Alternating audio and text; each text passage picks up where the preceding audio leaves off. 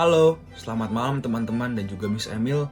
Kembali lagi bersama saya Jason DS, dan pada malam hari ini saya akan mempresentasikan tentang gerak satelit buatan yang mengorbit bumi. Bagaimana satelit buatan bertahan mengelilingi bumi tanpa jatuh ke bumi?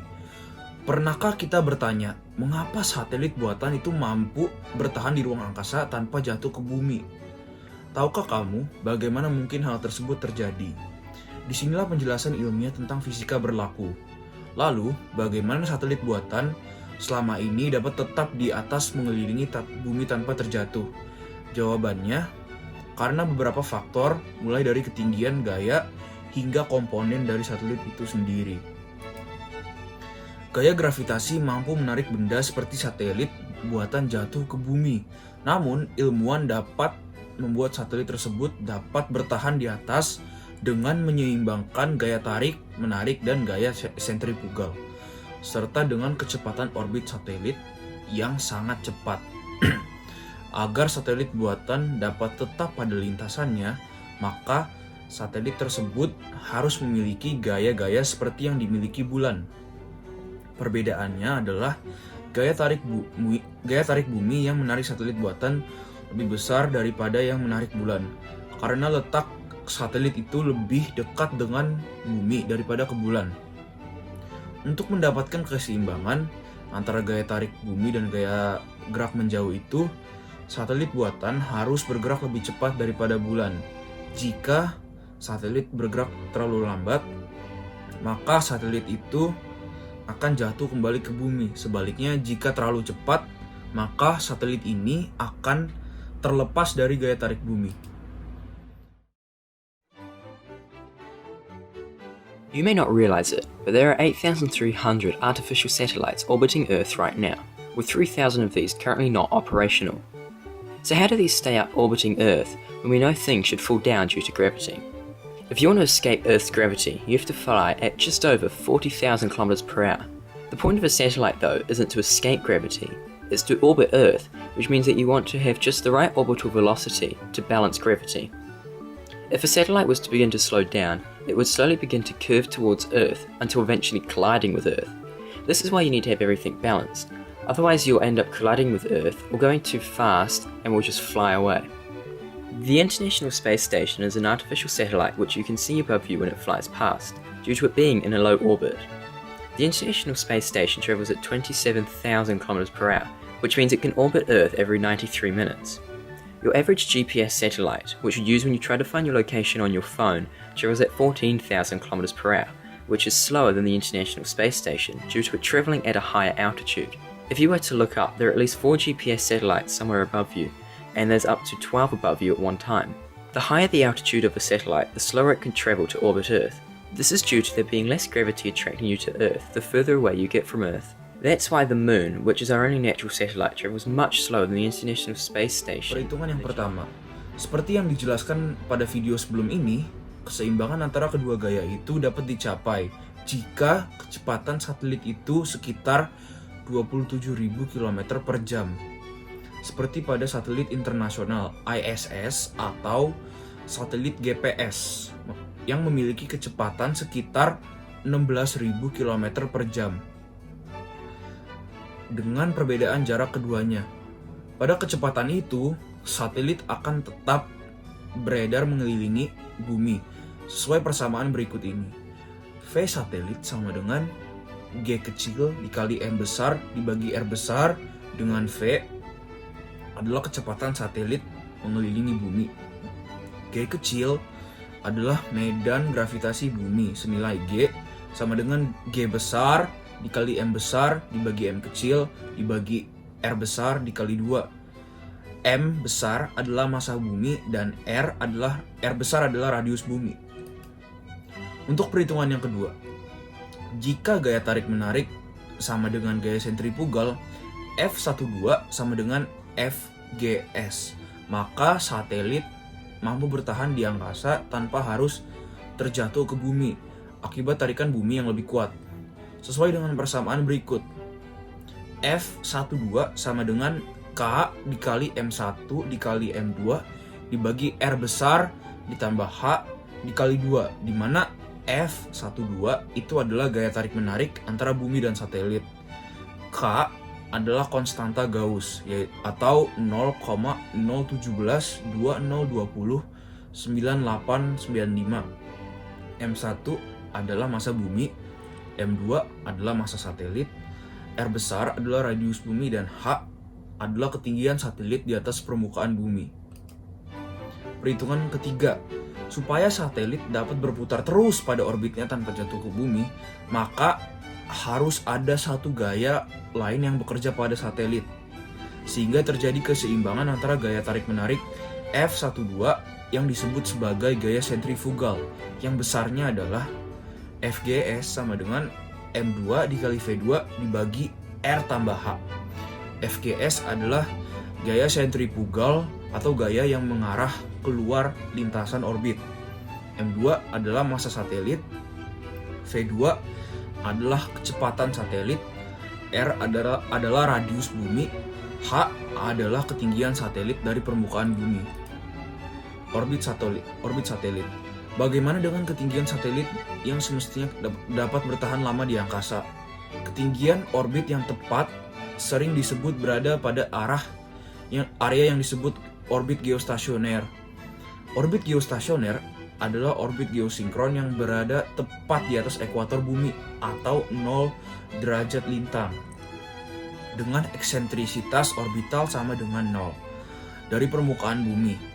Objek yang berada di orbit geostasioner akan tampak diam atau tidak bergerak di angkasa karena periode orbit objek tersebut mengelilingi bumi sama dengan periode rotasi bumi.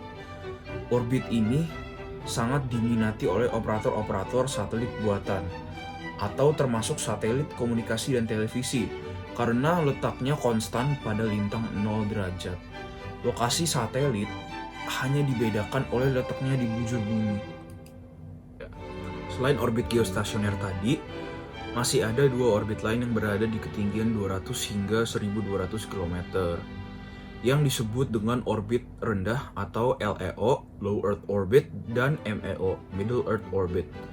Letak LEO dan MEO ini jauh lebih rendah daripada letak orbit geostasioner. Di orbit LEO ini satelit berputar lebih cepat dari rotasi bumi. Untuk itulah satelit yang mengorbit di LEO ini tidak bisa bekerja dengan satu satelit saja. Sebagai contoh, satelit GPS yang memiliki 20 buah satelit untuk bisa bekerja. Satelit GPS ini berputar mengelilingi bumi 8 kali dalam satu hari. Artinya, satelit akan terbit dan tenggelam dalam waktu 4 jam. Itu sebabnya dibutuhkan begitu banyak satelit untuk bisa bekerja. Satelit merupakan sebuah benda di angkasa yang berputar mengikuti rotasi bumi. Untuk dapat beroperasi, satelit diluncurkan ke orbitnya dengan bantuan roket. Negara-negara maju seperti Amerika Serikat, Rusia, Prancis, dan belakangan ini Cina telah memiliki stasiun untuk melontarkan satelit ke orbitnya. Satelit buatan manusia pertama kali adalah Sputnik 1, diluncurkan oleh Soviet pada 4 Oktober 1957 dan memulai program Sputnik Rusia dengan Sergei Korolev sebagai kepala desain dan Kerimov sebagai asistennya. Peluncuran ini memicu lomba ruang angkasa atau space race antara Soviet dan Amerika. Pada awal 1955, Angkatan Udara Amerika dan Angkatan Laut mengerjakan proyek orbiter yang menggunakan wahana Jupiter C untuk meluncurkan satelit. Proyek ini berlangsung sukses dan Jupiter 1 menjadi satelit Amerika pertama pada tanggal 31 Januari 1958. Jenis-jenis satelit dan fungsinya.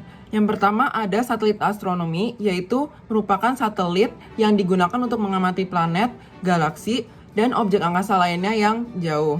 Yang kedua ada satelit komunikasi, yaitu merupakan satelit buatan yang dipasang di angkasa dengan tujuan telekomunikasi menggunakan radio pada frekuensi gelombang mikro.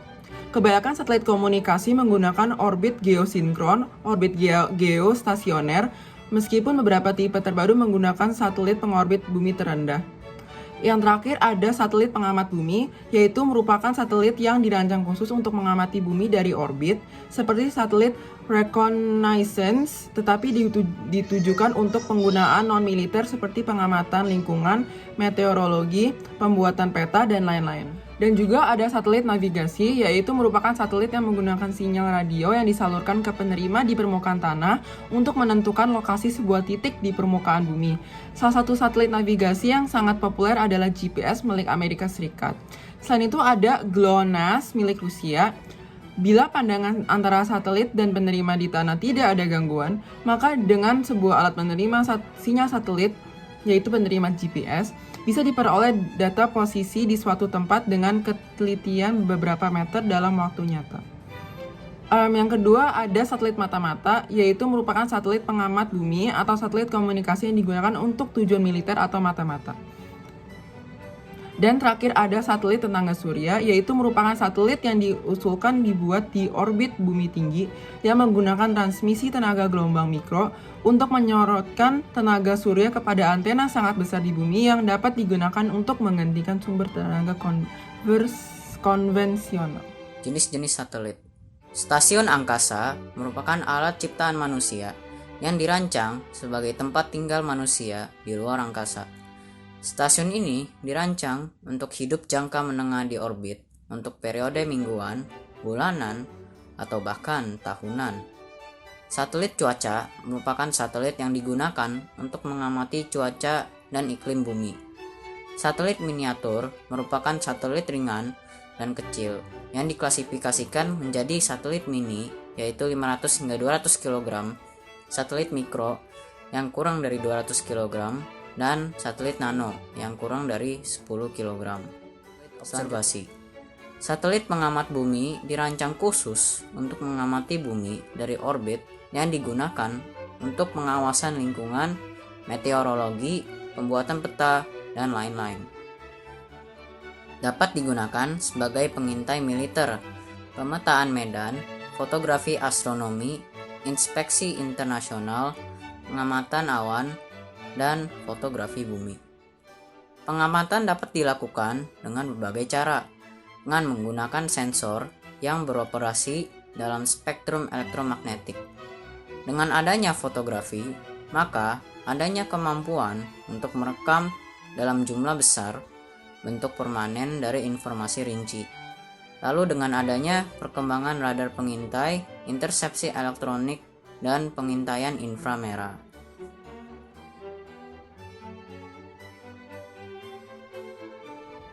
Refleksi yang saya dapatkan dari presentasi topik hukum Newton ini adalah kita mungkin sebagai manusia bisa menciptakan satelit-satelit yang begitu luar biasa.